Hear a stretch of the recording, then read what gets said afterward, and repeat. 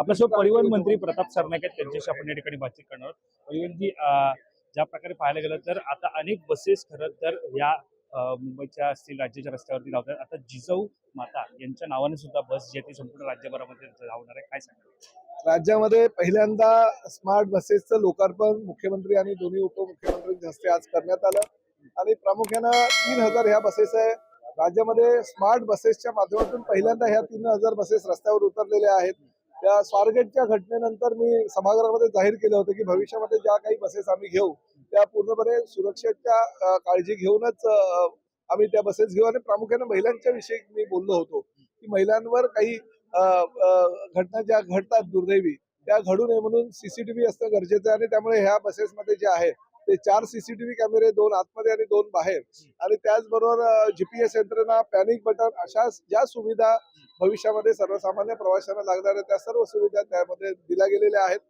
पहिल्यांदाच एवढ्या मोठ्या प्रमाणात ह्या बसेस रस्त्यावर आलेल्या आहेत. टाटा सारख्या मोठ्या उद्योजकांनी त्यामध्ये भाग घेतला आणि जवळजवळ 2100 बसेस टाटा आणि 900 बसेस जे आहेत त्या अशोक लेलँडला दिलेल्या आहेत आणि त्या माध्यमातून त्या रस्त्यावर उतरणार आहेत. त्यामुळे राजमाता जिजाऊ हे नामकरण केलेल्या ह्या बसेस आता सर्वसामान्य प्रवाशांना मिळणार आहे. आणि त्याचबरोबर पुढल्या 3 महिन्यानंतर 5000 बसेस ज्या आहेत त्या आम्ही 2x2च्या घेतोय, जेणेकरून सर्वसामान्य जनतेला, ज्या खेड्यापाड्यातल्या लोकांना सुद्धा सुविधा बसेसच्या हव्या त्या घेतोय.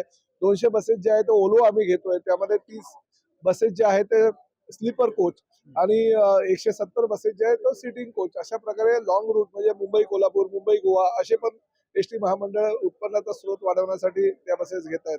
खेड्यापाड्यामध्ये काही आमच्या आदिवासी समाजाच्या मागण्या होत्या की आम्ही डोंगरदऱ्यांमध्ये राहतो, तिथे बसेस येत नाही.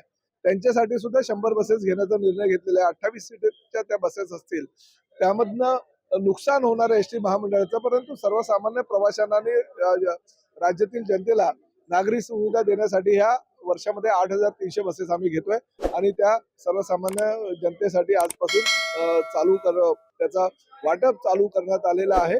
आणि माननीय मुख्यमंत्री आणि दोन्ही उपमुख्यमंत्र्यांनी त्याचं आज लोकार्पण केलं. सुरुवातीच्या टप्प्यामध्ये एकूण किती बसेस आता संपूर्ण राज्यभरामध्ये पूर्ण दर महिन्याला 200 ते 250 बसेस येणार. त्यामुळे ह्या बसेस चालूच राहणार आणि प्रत्येक डेपोला आम्ही त्यांच्या क्षमतेनुसार त्या बसेस देणार आहोत. कुठे 5 मिळतील, कुठे 10 मिळतील, कुठे 15 मिळतील. त्यामुळे प्रत्येक डेपोला बसेस देण्याचं काम आजपासून आम्ही चालू केलेलं आहे. खरं तर या नवीन बसेस असतील किंवा त्यांच्यामध्ये अत्याधुनिक सुविधा असेल, जसं बदल होतोय तसं बसमध्ये सुद्धा बदल होताना पाहायला मिळतं. मात्र अपघातांची संख्या सुद्धा मोठ्या प्रमाणात वाढते. तर त्या अपघातांना या बसच्या माध्यमातून कसा रोख लागेल आणि संख्या अपघातांची कमी कशी? स्मार्ट बसेस केल्या त्यामुळे दोन्ही बाजूला कॅमेरे असल्या कारणानं आणि त्याचं जे स्क्रीन आहे ते ड्रायव्हरच्या समोरच असल्या कारणानं अपघाताची मालिका जी आहे ती फार कमी प्रमाणामध्ये, म्हणजे अपघात होणार नाही याची काळजी ड्रायव्हरने घेणं गरजेचं असल्या कारणाने ह्या स्क्रीनचा फायदा, कॅमेऱ्याचा फायदा, जीपीएसचा फायदा हा ड्रायव्हरना होणार आहे आणि अपघाताचे प्रमाण जे आहे ते कमी होण्याची शक्यता नाकारता येते. शेवटचा प्रश्न सर, याचे तिकीट दर किती असणार आहे सर्वसामान्यांना परवडणार? दरामध्ये काही बदल नाहीये. जे तिकीट दर पूर्वी होते तेच कायम राहणार आहेत. ज्या सुविधा पूर्वी देत होतो आम्ही, ज्या बहिणींना आम्ही 50% सवलत देत होतो, ज्येष्ठ नागरिकांना 75 वर्षावरच्या मोफत प्रवास आहे, दिव्यांग आहेत, पत्रकार आहेत, यांना ज्या सुविधा आम्ही ज्या द्यायच्या होत्या त्या सुविधा ह्या बसच्या माध्यमातून देतो. परंतु तिकीट दरामध्ये मात्र काही फरक नाही.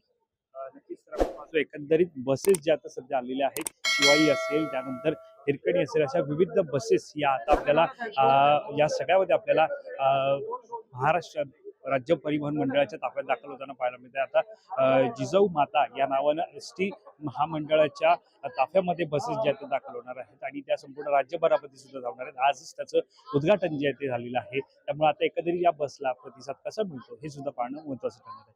कॅमेरा पर्सन अजय सह, मी वैभव पाटील, मुंबई.